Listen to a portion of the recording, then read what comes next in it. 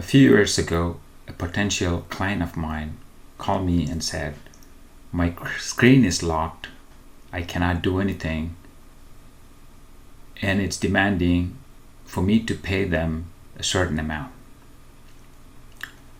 And I wanted to ask him a lot of questions about his security posture, his backup, if he had tested his backup, if he has a really good backup, everything. Anyway, long story short, I ended up helping him, but we were unable to do anything, ended up paying the ransom amount and recover their data. The reason I'm telling this is there are certain things we could do if a ransomware attack happens, that we could bring system back up without paying the ransom to the hackers. But all these things needs to happen in order to do that. If you do not have a good cybersecurity posture, the whole mitigation steps, it's really hard to recover. You just have to end up paying that amount. So let's look at some of the stuff here. So this is one of the screens for a ransomware software called WannaCry. This has been there for a while, and there are some tools out there which can decrypt WannaCry, but not for everything. There are a lot of ransomware out there. For example, the one DarkSide used on Colonial Pipeline during May 7th, 2021. At that time, there was no decryptor available to recover that one. Even with the decryptor, it's not easy to recover data. It will take days sometimes to recover and bring everything back up. So what is ransomware? It is a type of software or malicious software which encrypts all of your data and hold your organization ransom until the requested amount is paid. Hackers use this to illegally extort money. It's really hard to go after these hackers. These guys are from Eastern Europe, Russia, sometimes China. US do not have jurisdictions to go after those countries. So it's really hard to go after and find all those things. So most of the hackers are from those different parts of the world. Sometimes they employ double extortion, which is they extract that data from your network and they also encrypt and lock everything. So even if you do not pay and if you have like good cybersecurity process and procedure in place, you may be able to recover your data from the encryption. They already have your data.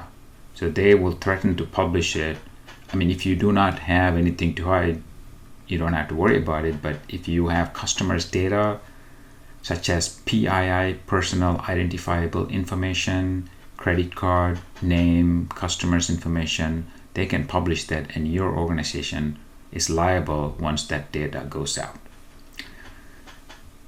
So sometimes hackers infiltrate and they use a lot of the tools to install ransomware, and they employ a lot of toolkits like Cobalt Strike, Mimikatz, Metasploit. There's a bunch of other tools they employ to make this happen. This is a little bit about me and my organization. We provide full spectrum cybersecurity services. So the cybersecurity is a risk mitigation step. If someone tells you, I am going to help you to protect with all the cybersecurity attacks, that is not true. That is not going to happen. There's no way anyone can protect from all of the cybersecurity hacks and issues out there. There's always, you can mitigate risk by doing certain steps. That's why cybersecurity, NIST calls it cybersecurity or risk management framework. It is to reduce your risk. ISO 27000, it's also all about managing risk. Anything cybersecurity is about managing risk. If someone in cybersecurity tells you, oh, you just have malware, anti-malware, antivirus installed, you're good. No, there are a lot of steps to do different things, and you have to take it as a risk management approach. So let's look at some of the things. Require multi-factor authentication. That means just not password to log into your system. Obviously username, but instead of just a password, have another extra thing like a biometric, fingerprint, thumbprint, password, or authentication app. Microsoft has an authentication app. Google has an authentication app. There's a lot of authentication app. You can use that password plus an authentication app. That's a multi-factor authentication. Password plus fingerprint, multi-factor authentication. More than one factor. Enable strong spam filters to prevent phishing emails from reaching end users. There are a lot of tools out there. Implement something and talk to somebody who knows what they're doing. Just because you have the tools, and if it's not properly configured, it's still going to get into your network. Implement a user training program and perform simulated attacks for spear phishing. This is very important. If you have so many employees, the weakest link is if someone clicks on that link when a phishing email comes through, only one person needs to do that. Then the malware gets downloaded into your system or in your network, and it will spread. So only one person takes to do that. You may have 100 employees, 99 of them are trained and they know not to do all these things. One person clicks it, then your network is compromised. Use network filtering thing. Prohibit any communication that is coming from malicious IP address. Update your software. Don't use outdated software. There's all these vulnerabilities. Hackers target vulnerable software. They know there's a hole. If they can get it to your network through that hole, they will accomplish whatever they wanted to do. And also limit access to resources over network, especially restricting remote desktop protocol. If somebody's coming from outside of your network, limit access and create all these policies and procedures. Set antivirus, anti-malware programs, conduct regular scans, look at the report, and implement unauthorized execution prevention by doing several steps. Disable macro scripts from Microsoft Office, Excel, PowerPoint, all of them can have macros. Implement application whitelisting. That means only allow your company authorized software. There's a lot of tools that will do these kind of things. You need to find someone who knows what they're doing and implement all these policies, so you don't have to manually do that. The system will automatically reject any software that's not allowed. Monitor, block inbound connections from Tor. Tor is an onion router. It actually masks the source, and it sometimes uses VPN, and a lot of people use that to download pirated software, movies and everything, because it hides the source IP address and makes everybody anonymously browse the internet. So anything generated from Tor, block it. There's a lot of firewalls and router and other devices or software that you could use to block all those things. Deploy signatures to detect or block inbound connection from CobaltStrike or any other tool, Metasploit or hacker tools. Implement and ensure robust network segmentation between your information technology and operation technology. The operation technology is used in the manufacturing world or infrastructure world to control pipeline, traffic lights, power grids.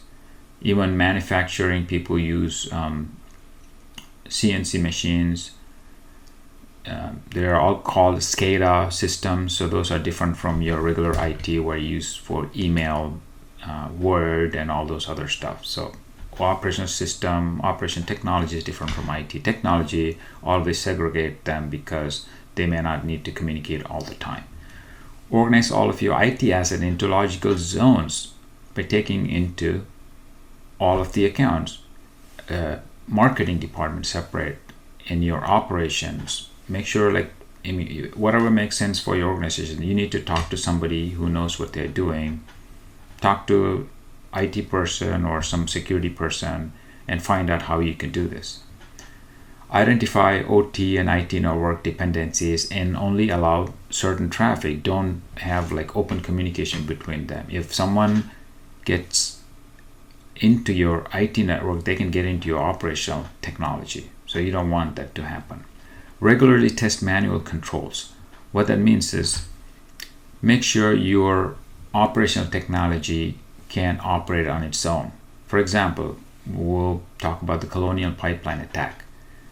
If they had a manual control which they can use all of the pipeline operations independent of IT technology, they could have actually kept their pipeline operation running. So we don't know what happened at the Colonial Pipeline, but that's an example. There are some more mitigation steps. Backup is key thing. Ensure that you have a regular backup, and make sure you store your backup at an offline or offsite facility. Maintain gold images and then incremental backup. Retain backup hardware. People upgrade their hardware system, backup system hardware, and they get rid of the old one. What if you have to go back to your old data or old tape and restore the data? If you do not have that hardware to restore, unless both of them are old and new are compatible, but most of the time they are not. Store source code. If you are a software development firm or if you have the source code to your software, just store it in a separate place. Put it on a CD or somewhere. Store it offline or offsite with the data backup. Ensure user and process counter limit through count policies. Have a policy, procedure, and all of those stuff, and make sure all the employees know all of their policies and procedures and they follow that. That is very important. Just because organizations have policies and procedure, if nobody follows it, there's no point. Things could happen, things could go wrong all of the time. So what to do if you experience a ransomware attack? This is what CISA, Cybersecurity Infrastructure and Security Agency, and FBI recommends to do the following. Isolate the infected system. If you believe one of the system is infected, isolate it. Unplug it from the network. Then take all of the precautions. After that, turn off the device to preserve evidence. Sometimes FBI needs forensic analysis. If you actually talk to someone, a cybersecurity expert or incident response person, these are called cybersecurity incidents. Whenever you have a malware or cyber attack, that's called a cybersecurity incident. The cybersecurity forensic team comes and takes an image of the system while it's doing its thing. So that way they could take and analyze at a later time, put it in a sandbox environment, see what's going on, what happens, who's doing what, all those things. That's how they do the forensic analysis. And secure backups. Anytime you take a backup, just keep it offline and secure. That way you can actually use it whenever you need to. So those are some of the risk mitigation steps. Like I said, there's no way to protect from all of the cyber attacks. It will eventually happen. It could happen to anybody. As long as there's all these risk mitigation steps and people follow all those steps, we could help the organization come back online with minimal destruction. So if you have any questions, reach me out or give me a call, send me an email. I'll be happy to help, and I will provide more videos like this. Thank you.